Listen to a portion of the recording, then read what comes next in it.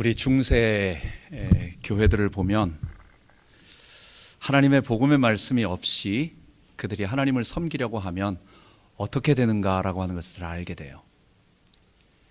이스라엘에 가보니까 많은 곳곳마다 교회들이 세워져 있는데 그것이 어떤 성물을 섬기는 그런 교회예요. 예수님이 있었다고 하는 바위 하나를 갖다가 그걸 신성하게 만들어 가지고 거기다가 교회를 짓고 계속 그거 만지고 있는 것입니다. 중세의 많은 교회들이 이렇게 타락할 때에 종교개혁자들이 무엇이 참된 교회인가? 내가 이 교회를 이 반석 위에 내 교회를 세우고 음부의 권세가 이기지 못하겠다고 말씀하신 그 예수님이 남기신 교회가 뭔가? 라고 할 때에 종교개혁자들이 그래서 두 가지를 말한 것입니다. 그 첫 번째가 하나님의 말씀. 그런데 이 세상에 하나님의 말씀 성경인데 성경 자체가 곧바로 하나님 말씀이 되질 않아요. 세상에서는. 왜냐? 이단들도 그걸 가지고 막 엉뚱한 소리 하고 있고 자기가 그리스도라고 말하는 적그리스도 같은 말을 만들어내질 않나? 어떤 사람은 성경을 읽고 나서 다른 얘기를 하기 때문에 그냥 성경은 그냥 한번 읽어주고 자기 얘기를 하기 때문에. 그래서 참된 교회는 성경을 가르치되 어떤 성경? 그 성경 본문이 가르치고 있는 하나님의 말씀에 가장 집중하는 사람들. 결국은 성경이 하나님의 말씀이지만 이 성경을 선포하는 하나님의 말씀, 결국 그게 설교를 말하는 거예요. 그래서 설교가, 참된 설교가 교회를 만든다라고 말하는 것입니다. 그런데 이 설교라고 하는 것도 성경 본문에 집착해서 열심히 하지만은 그 내용을 잊어버릴 때가 있어요. 여러분, 우리가 아이들한테, 어떤 사람한테 또는 아이들한테 편지를 씁니다. 야, 뭐뭐뭐뭐 해라, 뭐뭐뭐 해가지고 하라고 쭉 편지를 한 2-5장 써줬어요. 그런데 거기서 말하고자 하는 내용은 딱 하나인 것입니다. 요즘 건강 어떠냐, 뭐 공부는 잘 되고 있냐, 뭐 밥은 잘 먹고 있지, 뭐 별거를 다 얘기하지만 맨 마지막에 너 뭐 갖고 와라. 지금 그거 얘기 하나를 하기 위해서 저자는 그 편지를 그거를 써서 걔에게 줬습니다. 그런데 본문을 읽는다고 한 줄, 2줄을 읽고 나서 이 본문을 쓰고 있는 글자체는 뭐고 여기에 비유법은 뭐고 여기에 행간에 숨겨져 있는 의미는 뭐고 그 본문에 파고 들어가서 열심히 가르치지만 그러나 그 본문과 그 전체를 주고자 하는 그 편지의 내용을 말하지 않는다면 그가 아무리 열심히 파고 읽어도 그게 참된 설교가 되지 않아요. 그래서 종교개혁자들이 말하는 복음이라고 하는 설교라고 하는 것은 성경을 통해서 우리에게 성삼위 하나님의 구원을 바르게 증거하고 그 구원에 들어가는 유일한 방법인 예수 그리스도의 십자가와 부활 그리고 성령으로 우리와 함께 하시는 이 진리를 밝히 드러내는 그 본문을 근거해서 그 복음적 설교가 바로 교회의 참된 표징이라고 말하는 것입니다. 두 번째로 이 복음적 설교와 함께 그 말씀에 의지해서 신실하게 드려지는 성례라고 말했습니다. 성례라고 하는 것은 그리스도의 살과 피를 나누는 것입니다. 그리고 거기 하나 더 우리 이제 교회의 의식인 주님이 남기신 세례까지 포함해서 성찬과 세례를 말하는 것입니다. 로마 카톨릭 교황교회는 이 살과 피를 예수님의 정말 이게 떡과 포도주가 우리의 몸속에 들어가는 순간 진짜 살과 피가 된다라고 말을 하는 거예요. 예수님의 진짜.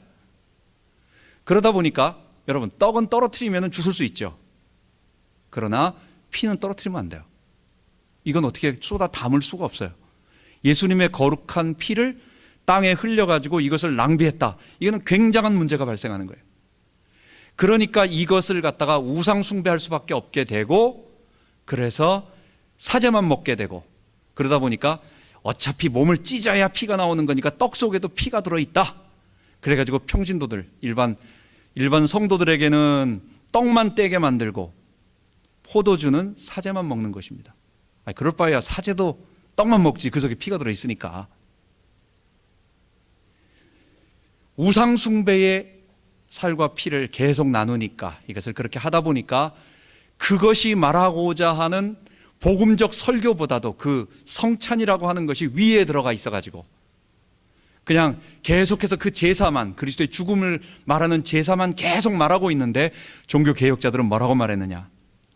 이 복음적 설교와 함께 이 성찬을 통해서 복음적인 이 그리스도의 죽으심과 부활을 드러내는 성찬, 그게 교회를 만든다라고 말했어요. 여러분, 아무 교회나 아무나 하나님의 말씀을 가르칠 수 있고, 성경을 가르치면 다 하나님 말씀이라고 말하고, 또 성찬이야 뭐 이렇게 떡을 떼고 이걸 누가 못하겠습니까? 참된 교회는 뭐냐? 그것을 행하되 그것이 말하고자 하는 그리스도를 드러내고, 그것이 말하고자 하는 그리스도께서 우리 안에 거하시는 이 사실을 확인하고 또 드러내고, 그래서 설교는 들리는 설교예요. 들리는 복음이에요. 성찬은 뭐냐? 보이는 설교예요. 캐톨릭은 성찬이 주의 말씀을 전하는 것보다도 훨씬 더 위에 있어요. 이거는 정말 그리스도의 살과 피가 되기 때문에. 그래서 다른 것 아무것도 안 해도 어쨌든 그거 그냥 하면 복 받는다라고 하는 이런 미신적인 우상 숭배가 있지만, 성경 말씀에 근거해서 우리는 이 보이는 성찬은 들려지는 복음의 말씀을 보조하는, 종속되는, 우리에게 믿음을 일으키고 우리에게 하나님께 대한 구원의 감사를 불러일으키는 하나님의 은혜의 수단으로서, 이것은 들리는 설교와 함께 보이는 설교는 우리의 신앙을 강화한다. 그래서 제 마음속에 올 초부터 하나님께서 예배를 우리가 계속 하면서, 예배는 하나님과의 언약적 만남이다, 성삼위 하나님 앞에 배움는 건데, 이 배움는 하나님 앞에 우리가 예배를 드릴 때에 정말 성경이 말하는 복음적 말씀과 함께 우리 성도들이 이 보이는, 근데 이전에 많이 했을 때는 저도 평생을 성찬을 해봤고 성찬을 했지만 너무 엄숙해가지고 어떤 여러 가지 그런 생각이 있는데, 제가 계속 기도하다가 또 여러 책들도 있고 여러 가지 하나님이 주시는 은혜 가운데, 성찬은 이게 장례식이 아니다. 성찬은 그 예수님의 죽으심으로 말미암아 우리에게 부활 생명이 임해서, 우리에게 성령이 임해서 우리가 그리스도 어린 양의 혼인잔치에 참여하는 축제의 모습이다. 그래서 우리 성도들과 함께 이것을 계속 한번 나눠보고 싶다라는 것이 막 열망으로 올 초부터 계속 마음에 드는 거예요. 그래서 일부는 우리 찬양과 함께, 그래서 우리 신전도사가 찬양과 인도할 때에 주로 성찬 중심으로 그것으로 보이는 이 복음을 드러내고, 그리고 그 다음에는 설교를 통해서 또 들리는 설교로 말씀을 통해서 하나님의 말씀을 가르치고, 이것이 자연스럽게 우리 교회에 정착되고, 이게 종교 개혁 시간에 종교 개혁자 때들이 계속 강조했던 내용입니다. 칼빈은 일주일마다 한 번씩 성찬하지 말고 모든 예배 때 한 번씩, 그러니까 매일 성찬하라고 그랬어요. 근데 너무 그렇게 하면은 캐톨릭하고 구분이 안 되니까, 그 사람들은 앉자마자 무조건 그 성찬하는 게 그잖아요, 그거. 그러니까 그거하고 구분이 안 되니까 제네바 시에서 장로들이 그거는 조금 캐톨릭하고 구분이 안 돼가지고 조금 우리가 하지 말자. 그러나 그 마음속에는 이 보이는 설교를 계속 좀 나누고, 그리고 들리는 설교, 그러나 들리는 설교가 더 중요합니다. 하나님의 말씀이 우선입니다. 이 말씀을 통해서 우리가 하나님께서 우리에게 하신 일들을 계속 배우기를 원했던 것입니다. 그래서 오늘은 성찬과 언약의 피라고 하는 제목을 가지고 우리가 앞으로 계속 예배를 드리고 또 참된 교회의 표징이며, 그러며 우리가 하나님께 드리는 예배의 회복을 계속 말씀을 나누도록 하겠습니다. 첫 번째 예배는 우리가 성삼위 하나님께 드리는 언약적인 만남입니다. 여러분, 우리가 예배 드릴 때 누가 받으시는 거예요? 여러분, 우리 요즘은 다 교회가 점점 극장식이 되어가고 있죠. 그래서 극장식이란 말은 앉아있는 사람들이 편하게 들을 수 있도록 소비자 중심의 모든 것을 만드는 것입니다. 그런데 우리가 가만 생각해 본다면, 우리가 그냥 장판 깔아놓고 무릎 꿇고 방석에 무릎 꿇고 있을 수는 없지만, 그러나 이 예배의 모든 중심과 이 예배를 받으시는 분이 누구냐라고 하는, 우리가 하나님 앞에 나와 예배를 드리지만 우리는 드리고 또 그분도 우리에게 나오시고 우리도 그분께 나아가 그분이 주시는 말씀과 그분이 주시는 은혜를 체험하고 우린 또 그분에게 우리의 감사를 표현하는 이 둘과의 만남, 이거는 우리가 소비자 중심으로 앉아가지고 하나님께 뭘 얻어내려고 하는 만남이 아니라는, 그것을 우리가 알아야 되겠습니다. 성경은 우리들에게 성삼위 하나님에 대해서 말하고 있어요. 우리가 지난 시간에 그 창세전에 우리를 구원하시기 위한, 그리고 이 땅에 하나님 나라 백성 삼으시기 위한 하나님의 창조 경륜과 함께 그것이 타락되었을 때에 그것을 회복하기 위한 우리에게 구속의 방법을 말씀하시고, 그것을 예수 그리스도를 통해서 이 땅에 보내시고 성령님이 이 땅에 오셔서 우리 가운데 그 일을 진행하시도록 계획하신 그 성삼위 하나님, 우리는 예수님을 통해서 그 하나님을 만나게 되었습니다. 예수님이 아버지라고 부르셨던 그 성부 하나님, 그리고 예수님이 내가 보내겠다라고 한 그 성령 하나님, 그래서 우리는 예수님을 통해서만 그 성부 하나님과 성령 하나님을 만나게 되고, 그 성부와 성자와 성령 하나님께서 우리 안에 거하시기 때문에 우리가 구원이 흔들리지 않고 영원토록 불변하며 그 떠나지 아니하시는 그 성령님에 의해서 우리를 끝까지 지켜주시는 돌봄 속에서 우리가 구원을 얻을 수 있는 것입니다. 우리가 예배 드릴 때는 그 하나님 앞에 나아가는 것입니다. 오늘 본문에 보면 이 하나님께서 구약에 시내산에서 임재하셨어요. 하나님은 이스라엘 백성을 애굽에서 건져내시고, 그리고 한 가지 목적이 있으셨던 것입니다. 처음부터였습니다. 모세를 부르셔서 애굽에 가서 내 백성을 건져내라, 그리고 이 시내산으로 와라, 그거예요. 너가 시내산에 백성들을 데리고 올 건데 그때까지 내가 너 다 지켜주겠다. 목동 모세가 하나님께서 애굽에 가서 백성 데려오라고 하니까 그게 가능하겠어요? 상상이나 가능하겠어요? 안 되니까, 머뭇머뭇거리니까 하나님께서 말씀하시는 것이 너 반드시 데리고 나오게 될 거다. 너가 여기 와서 네 백성들을, 이스라엘 백성들을 다 데리고 여기 시내산에 와서 내 앞에 설 건데 그게 내가 너를 보낸 증거다 라고 말씀하시는 것입니다. 처음부터 하나님은 시내산으로 데리고 오신 거예요. 그리고 나서 그 시내산에 하나님께서 임재하신 것입니다.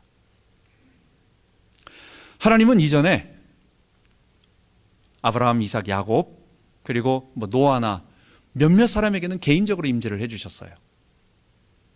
그러나 온 이스라엘 200만 되는 사람 앞에 나는 이런 존재고, 나는 이런 영광과 권능과 거룩과 존귀와 위엄과 이 어미가 있는, 나는 두려운 하나님이고, 그러나 나는 사랑의 하나님이고, 이것을 보여주시면서 내가 너희들에게 원하는 것이 이거다라고 하는 것을 분명하게 나타내신 것은 아마 성경 기록에 의하면 시내산이 처음이고, 또 그 다음에 예수님을 통해서는 이후에는 없는 것입니다.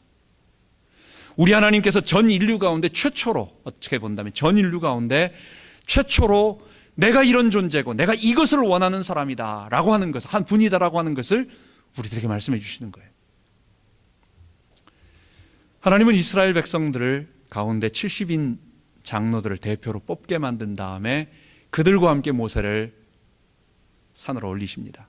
그리고 나서 중턱쯤에 70인은 너가 여기 가만히 있고 모세만 올라와라.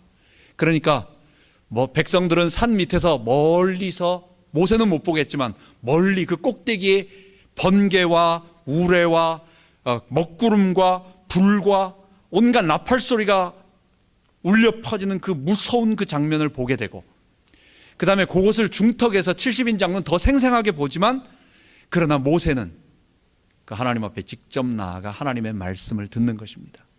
그 하나님께서 내가 이스라엘 백성을 건져냈는데 그들에게 이것을 말해라. 나는 너희를 애굽 땅에서 건져낸 여호와고 내가 거룩하니 너희도 거룩할지어다. 나는 너희 하나님이 되려고 너희를 애굽 땅에서 인도하여 낸 여호와라. 내가 거룩하니 너희도 거룩할지어다. 하나님은 우리들에게, 이스라엘 백성들에게 내가 거룩하기 때문에 너희도 내 백성으로서 거룩하라고 하는 것을 모세를 통해서 직접 전달해 주시고, 그 전달받은 모세가 그것을 글로 적어서 70인 장로들에게 말하고, 그 다음에 이걸 생생하게 적은 다음에 이제 산 밑으로 내려와서 이스라엘 백성들을 다 모은 거예요.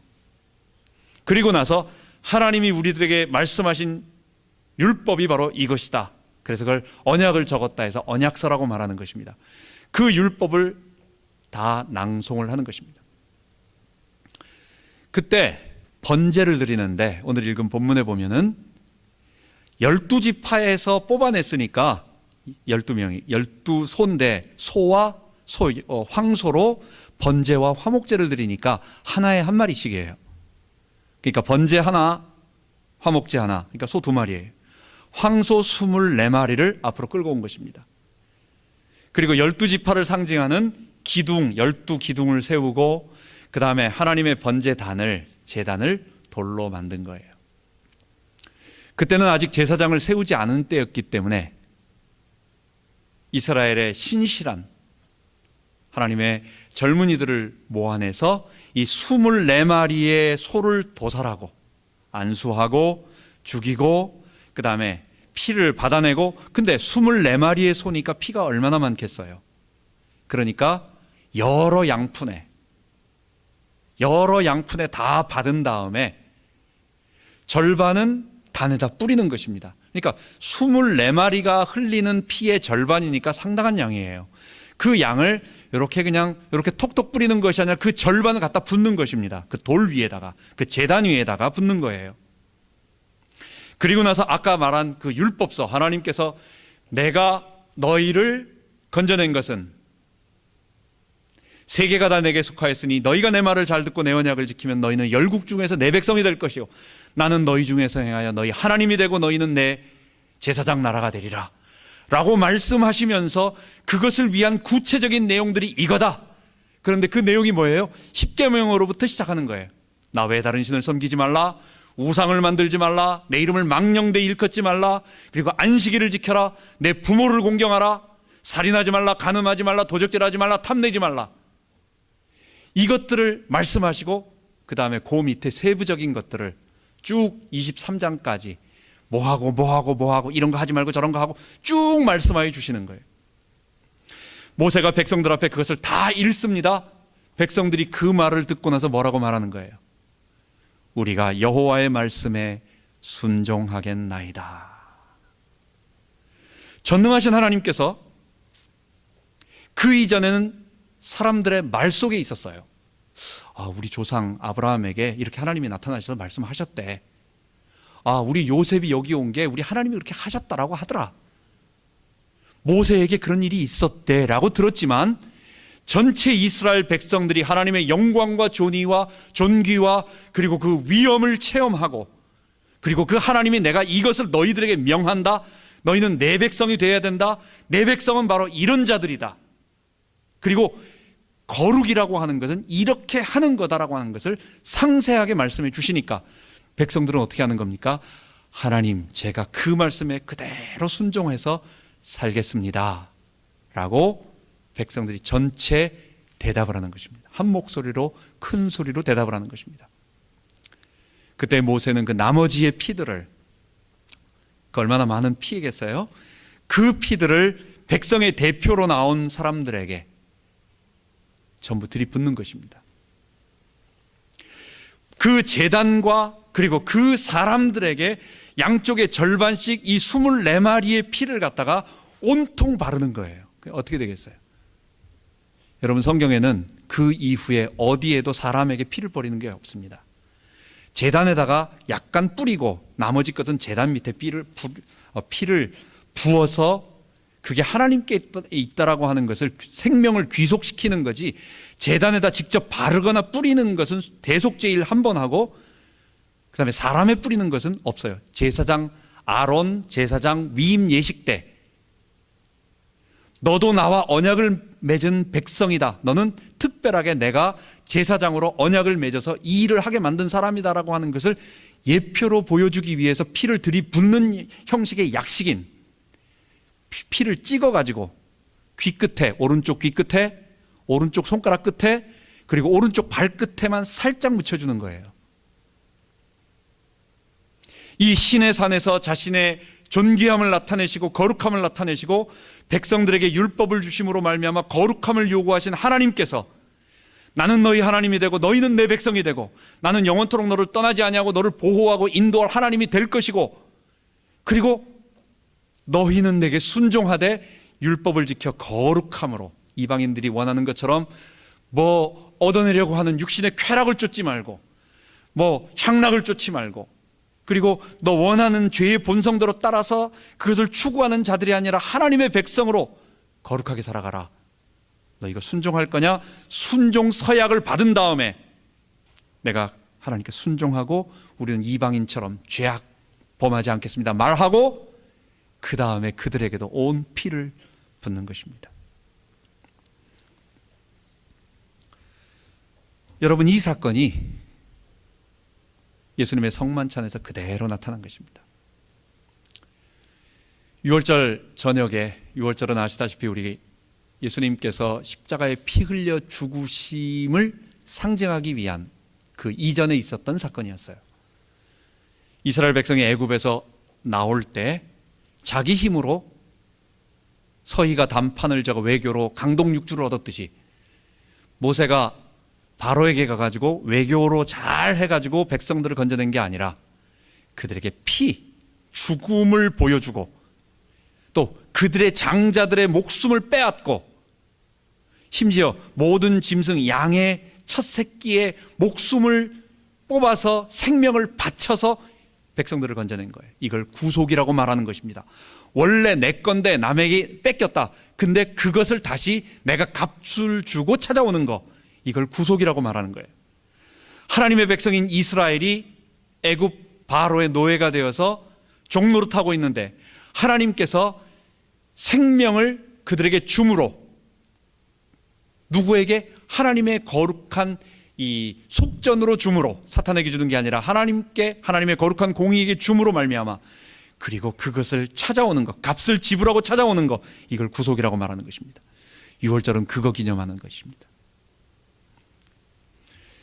예수님께서 마지막 십자가 달리기 전날 밤이 바로 6월절이었어요. 6월절 목요일 밤에 예수님은 예루살렘에서 이제 예루살렘 그 주변에 있다가 가시면서 제자들에게 예루살렘 성에 들어갔을 때 누가 물동이 메고 가는 사람을 만나면 그 사람 쫓아가라. 쫓아가서 그 사람에게 우리 주께서 6월절 저녁 식사를 하려고 하시니까 그 장소를 빌려달라고 해라. 그러면 줄 거다라고 말했어요. 그래서 그 집을 찾아서 6월절 식사를 준비합니다. 6월절 식사라고 하는 것은 그는 단순한 사람들이 모여 식사하는 게 아니라 모여서 같이 양고기와 쓴나물과 그리고 누룩이 안 들어간 딱딱한 그 떡을 먹으면서 우리가 구속받았다, 우리가 양의 피로 말미암아 구속받았다라고 하는 것을 기념하는 날이에요. 그런데 예수님은요, 그것을 유대인들인 제자들과 함께 같이 하시다가 이것을 딱 중단시키는 거예요. 이 6월절의 식사는 이제 더 이상 없다. 내가 양고기 대신에 이 살을 준다. 그러면서 떡을 주시면서, 떡을 찢으시면서 이 떡이 너희를 위해 찢기는 거다. 찢기는 내 살이다. 그리고 포도주를 나눠주시면서 이 포도주가 너희를 위하여 흘리는 내 피다. 이것을 받아 마시고 6월절 더 이상 예식이 종결되었음을, 그리고 새로운 예식인 성찬이 시작되었음을 선언하셨습니다. 여러분, 6월절은 누가 만든 겁니까? 이거 하나님이 만든 거예요. 하나님이 자손 대대로 매월 그 14일 되는 6월절 전에 양을 준비했다가 그리고 전날 밤에 잡아서 이러이러한 방식으로 해라. 주님이, 하나님이 직접 말씀하셨어요. 그런데 이것을 딱 중단시키는 거예요. 하지 말라고. 여러분, 그걸 누가 감히 그렇게 할 수 있겠어요? 하나님의 권위로. 예수님이 하나님의 권위로 그분이 그 6월절 예식을 창설하신 분이시기 때문에 그것을 중단하시고 새로운 예식으로 변환시키셔서 너희 교회는 6월절도 지키고 그리고 이것도 또 해라라고 말씀하지 아니하시고 6월절은 중단됐다. 이제 새로운 예식인 양의 고기가 아닌 내 살과 내 피로 말미암아 너희들이 교회가 기념해라, 주님 오실 때까지 기념해라 라고 말씀하신 것입니다. 여러분, 양고기를 먹는 것은, 양고기를 떡으로 대체하는 것은 좀 이해가 가요. 왜냐하면 어차피 고기나 또는 뭐 떡이나 비슷한 어떤 살이라고 하는 것이 이해가 되기 때문에. 그러나 포도주를 마시는 것은, 이거는 유대인들에게는 상상이 안 가는 일이에요. 하나님은 이스라엘 율법에 피를 마시지 말라고 했습니다. 너희들은 피를 마시지 말라. 최초에는 노아 창세기 9장에 보면은 번제를 드릴 때 하나님 말씀하십니다. 산 짐승의 피는 절대로 마시지 말라. 피의 생명은 피에 있기 때문이다. 이것을 좀 더 구체적으로 말한 것이 레위기 17장 11절이에요. 육체의 생명은 피에 있음이라. 그 앞에 음혈, 피를 마시지 말아라 말해놓고 왜 그러느냐라고 말씀하실 때에 육체의 생명은 피에 있음이라. 내가 이 피를 너희에게 주어 단에 뿌려 너희 생명을 위하여 속하게 하였나니 생명이 피에 있으므로 피가 죄를 속하느니라. 그렇게 말하고 있는 것입니다. 유대인들에게 피는 절대로 먹어서는 안 되는 거룩한 그 생명의 상징인데, 예수님은 포도주, 비슷하잖아요. 빨갛잖아요. 이것을 주시면서 받아 먹으라고 말씀하시는 거예요. 그러면서 오늘 읽은 본문에 유명한 말씀을 하시는 것입니다. 받아 마시라. 이것은 너희 죄를 위하여 흘리는 바 나의 피. 그 다음에 뭐라고요? 언약의 피니라 말하는 것입니다. 여러분, 언약의 피가 무엇을 상징하는 것입니까? 오늘 읽은 본문에 우리가 출애굽기 24장에 그것을 말하는 것입니다. 하나님의 율법을 백성들에게 전했을 때에 그 백성들이 그 말씀을 듣고 순종하겠다고, 물론 그 이후의 자녀들은 그 부모가 받았던 그 피 속으로 들어가서 그 이후부터 없어요. 그러니까 구약 예수님이 오시기 전까지 모든 이스라엘 자손들은 한번 피 뿌린 것에 다 영향을 받는 그 안에 들어있는 사람들이에요. 언약 백성들이에요. 그런데 예수님은 다시 한번 또 피를 뿌려주는 거예요. 이스라엘 백성들에게 피를 뿌려주는 거예요. 이걸 받아 마시라고 말하는 거예요. 이거는 뭐냐? 너희를 위하여 흘리는 바 나의 피. 마치 번제와 화목제를 드리면서 하나님께 예배를 드리고 우리가 그 명령에 순종하는 백성이 되겠습니다. 우리가 하나님의 명령에 순종에 따라서 거룩한 다른 사람들과 분리되고 다른 사람들과 구별돼서 하나님의 말씀에 순종하는 사람이 되겠습니다라고 하는 그 예식을 새롭게 다시 주님께서 시작하시는 거예요. 그래서 교회에는 너희들 유월절 지키지 말고, 너희는 이 유월절의 피로 내가 죽었기 때문에 완성된 새로운 언약인, 우리 고린도전서 11장에 보면 새 언약의 피라고 정확하게 말하고 있는 것입니다. 새 언약은 지난 시간에 말하는 것처럼 예수님이, 하나님께서 율법을 바깥에 주셔서 돌에 새겨 주심으로 말미암아 그것을 지키려고 너희 힘으로 지켜봐라. 이런 게 안 되는 거예요. 이게 구약이에요. 안 되는 걸 주시고 구원받도록 노력하라 해가지고 결국은 안 되는 건데, 하나님이 재밌다라고 약 올리는 게 아니라 율법을 지키면 마지막에 도달하게 되는 것입니다. 주님, 나는 내 힘으로 지킬 수 없습니다. 주님, 예수님 내 안에, 그리스도께서 내 안에 오셔서 그 예레미야와 또 에스겔과 요엘과 기타 그 포로기 때, 멸망기 때 선지자들이 예언했던 그 새 언약, 하나님의 법, 성령, 하나님의 신, 나의 신, 새 영, 새 마음, 그걸 우리에게 부어주옵소서. 그래서 우리가 즐거운 마음으로, 기쁜 마음으로 하나님의 법을 지키겠습니다. 예수님은 그것이 바로 여기서 시작됐다라고 말하는 거예요. 예수님은 그 새 언약의 피, 포도주를 우리가 마심으로 말미암아 우리 속에 그 피가 계속해서 잠겨지는 거예요. 그래서 사실은 우리가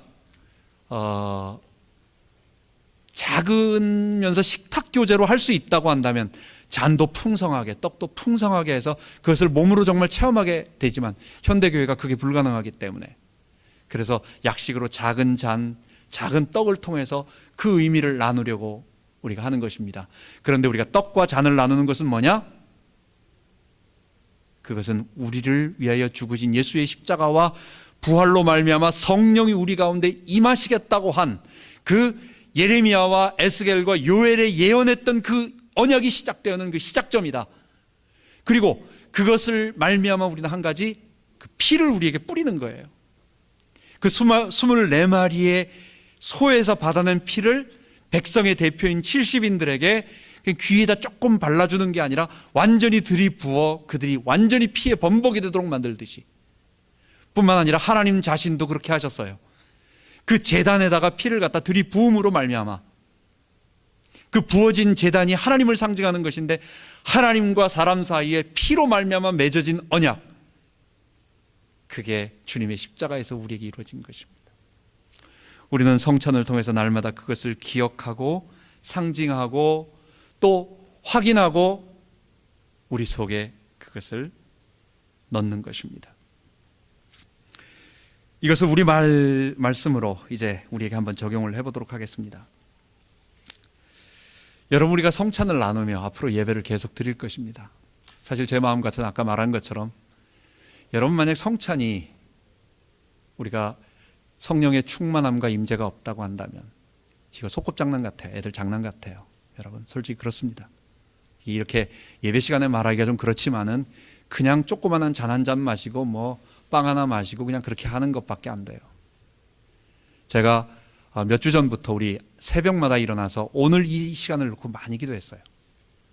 그것은 우리가 이 형태는 이렇게 해서 우리 성도들과 함께 해야 되겠다 하지만 성령의 임재가 없이는 우리를 뜨겁게 주께서 실제로 임재하셔서 우리의 마음을 터치해 주시고 내가 너희 하나님이 되고 너희는 내 백성이 될 거다라고 하는 그것을 우리에게 말하지 않으면 이게 얼마나 아이들 장난 같은 일이 되겠습니까? 저는 이 예배가, 이 성찬의 예배가, 물론 성찬이 전부다가 아닙니다. 성찬보다 더 중요한 게 있어요. 이 들리는 하나님의 말씀, 믿음은 들음에서 나고 들음은 하나님의 말씀, 그리스도의 말씀으로 말미암아 되는 것입니다. 말씀을 들을 때에 그 말씀 속에 하나님의 말씀이 우리들에게 설교로, 복음적 설교로 선포되어짐으로 우리가 깨닫게 되고 알게 되고 그 말씀과 함께 성령이 우리의 마음을 터치해 주시는 거예요. 그런데 이것을 우리들에게 몸으로 체험시키는 게 성찬인 것입니다. 그래서 예배 때마다 같이 좀 이걸 어떻게 좀 할 수 없을까? 아직까지는 자신이 없어가지고 매주 하고 싶은데 아직까지는 조금, 그래서 더 기도로 준비하면서 우리가 한 달에 한 번 하려고 해요. 그러나 궁극적으로는 이것을 더 함축적이면서 더 성령 충만하면서 더 우리가 풍성하게 기도하고 찬양하면서 전반부에 찬양 때는 성찬으로 우리가 나누고, 그리고 나서 그 다음에 이제 말씀으로 우리가 하려고 하는 것입니다. 여러분, 우리가 하나님 앞에 언약적 만남을 하는 것임을 잊지 말아야 되겠습니다. 예배를 드릴 때 우리가 피를 다 뒤집어 쓰는, 그러면서 거기서 이스라엘 장로들이 다, 백성들이 전부 다 뭐라고 말했어요? 우리가 그 명령에 순종하겠나이다라고 선언하는 것입니다. 우리가 그것을 매일 하는 거예요. 그러나 구약과 신약의 차이가 하나, 중대한 게 하나 있죠. 구약은 뭐냐? 주님이 말씀하신 그 거룩함을 우리가 육신적인 행위로 지켜보려고 노력하는 거예요. 그런데 새 언약, 신약은 뭐예요? 예수님이 우리 안에 성령으로 거하시기 때문에 우리가 십자가와 부활에 동참하면 그 십자가와 부활에 동참된 그것으로 말미암아 우리가 그렇게 될 수 있도록 주님이 이끌어 주시는 은혜를 주신다는 것. 결론은 똑같은 목표에 도달합니다. 우리는 거룩한 하나님의 백성이 점점 되어져 갈 것입니다. 이 땅에서 완전한 건 없습니다. 우리가 아무리 거룩해져도 마지막에는 실패하고, 어떨 때는 실패하고 넘어지지만, 그러나 분명한 것은 예수 믿으면 영적으로만 구원받고 이 땅에서 아무런 변화가 없는 그런 그 구원은 거짓이에요. 여러분, 우리가 조금 기다려줄 수는 있어요. 우리가 예수 믿는다고 해도 아직 좀 거칠게 사는 사람, 아니면 옛날 옛 습관대로 사는 거 보면 사람이 하루아침에 바뀌지 않기 때문에 여러분 그거 인정할 수 있습니다. 근데 이게 1년, 2년, 3년, 4년 계속 똑같아. 여러분, 그렇다면 우리를 의롭다고 하신 그 예수님의 보혈이, 그 보혈이 틀린 게 아니라, 그 의롭다 하심이 틀린 게 아니라 내가 정말 예수의 피로 말미암아 의롭다 하심을 받았는가, 이걸 확인해 봐야 돼요. 내가 사는 대로, 내가 거룩한 대로 그걸 보고 하나님이 마지막에 의롭다 칭해 주시는 유보적으로 칭의가 되어지는 게 아니라, 지금 내가 칭의가, 거룩함이 나타나지 않으면 그거는 이 칭의가 잘못된 게 아니라 나는 아직 칭의 자체가, 의롭다 하심이 내게 시작되지 않은 거예요. 거룩함이 내게 시작되지 않은 거예요. 여러분, 우리가 그것을 생각하면서 주님이 날 위하여 피 흘려 죽으시고 부활하시고 그리고 나를 성령으로 함께 하셔서 연합해 주실 때에 우리가 그분께 순종하기 시작하면 이 변화는 사람들이 잘 몰라요. 누가 알겠습니까? 내 마음에 일어나는 기쁨과 평안과 또 때때로 일어나고 있는 조용한 이 거룩한 변화들, 사람은 아무도 평가하지 못하지만 자기는 압니다. 그리고 자기보다 먼저 하나님은 아십니다. 우리가 하나님의 거룩함을 닮아가는, 우리가 그거 하기로 약속한 언약 백성이라는 거 잊지 말아야 되겠습니다. 두 번째로, 우리는 지금 성령으로 우리와 함께 하시는 그리스도와의 연합, 다시 한번 잊지 말아야 되겠어요. 여러분, 제가 성찬의 떡과 포도주를 여기에 보여주고, 여러분, 성찬 떡과 포도주는 이런 겁니다, 이런 의미가 있습니다, 이거 먹을 때 예수님이 우리와 함께 하십니다, 아무리 말해도 여러분이 안 먹으면 성찬이 안 되는 거예요. 뭡니까? 내가 먹어야 되는 겁니다. 내가 직접 거기에 동참해서 주님의 살과 피를 직접 내가 먹고 내가 체험함으로 말미암아 그리스도께서 내 안에 들어오시고 나와 함께 하시는 것을 확인하는 것입니다. 예수 믿는 거 이런 거다, 예수 믿는 거 저런 거다, 여러분 얼마든지 말할 수 있어요. 예수 믿는 거 서론부터 시작해서 본론까지 결론까지 쫙 1번, 2번, 3번, 4번 뭐라고 얼마든지 얘기할 수 있어요. 여러분, 기독교 가정에서 태어나고 신학교까지 다녔던 머리 빡빡 깎으신 어떤 교수님이 요한복음 강의예요. 그분은 부처님을 믿는 분이에요. 그런데도 새로운 기독교를 만들어야 된다고 해서 요한복음을 강의하고 무슨 도마복음인가 뭐 영지주의 그걸 가지고 지금 기독교는 틀린 기독교다, 새로운 기독교를 만들어야 된다라고 그렇게 참 말씀하고 계십니다. 기독교는 예수의 영을 직접 내가 십자가와 부활에 직접 동참하고 직접 피와 살을 먹음으로 말미암아 동참하듯이 내가 그 안에 들어가야 돼요. 아는 것, 이스라엘 사람들에게는 아는 것은 행동하는 것과 그리고 그것을 정말 체험하는 것과 같은 말이에요. 그거 안 하면, 그 속에 들어가 있지 않으면 그건 안다라고 말하는 게 아니에요. 수영, 자유형은 호흡은 어떻게 하고 팔 동작은 어떻게 하고 그걸 강의하는 사람이 아는 게 아니에요. 물속에 들어가서 그렇게 하는 사람을 수영하는 사람이라고 말하는 거예요. 우리가 예수를 믿고 구원받은 것은, 하나님의 언약 백성 된 것은 성찬에 직접 참여해서 내가 먹고 마시듯이, 여러분 우리가 날마다 십자가와 부활에 동참하는, 이건 아무리 강조해도 지나치지 않아요. 정말 진짜 매우 정말로 중요합니다. 이것부터 시작하고 여기서 끝납니다. 그 다음에 거기에만 머무르지 말고 그분이 우리에게 주시는 거룩한 주님의 임재, 그래서 성찬이 장례식의 분위기가 아니라, 장성국 부르는 장례식이 아니라, 그 죽음 때문에 내가 이렇게 살았으니까 너무 감사하지만 그거로 말미암아 영의 임재가 있는 천국 잔치라고 하는 것을 우리 평생 느끼고, 이게 하나님 나라 구원이잖아요. 이 구원 속에 거하고 체험하는 우리 주님의 교회, 우리 모두 되기 바랍니다. 우리 같이 기도하겠습니다. 하나님 아버지, 우리가 하나님의 백성으로 평생 교회에 나와서 예배를 드리고 섬기지만 어떨 때는 우리도 매번 일주일마다 한 번씩 정기적으로 드려지기 때문에 이번 놓치면 다음에 또 드릴 수 있고, 또 말씀은 얼마든지 들을 수 있기 때문에 하나님, 우리가 그 중요성을 모르고 잊어버릴 때가 있습니다. 시내산에 임재하셨던 그 어미하신 그 존귀하시고 거룩하시고 그러나 그 두려운 우리의 경외의 대상이신 하나님이, 하나님 이 예배 가운데 임재하시되, 그러나 아들 예수 그리스도를 통해서 그의 살을 찢으시고 피를 찢으심으로 말미암아 우리의 죄값을 다 구속하시고 이제는 성령으로 우리와 함께하여 주셔서 그리스도와 연합됨으로 우리를 구원을 이루어 가시는 이 놀라운 구원을 주신 하나님을 우리가 예배를 통해서 만남을 알게 하여 주옵소서.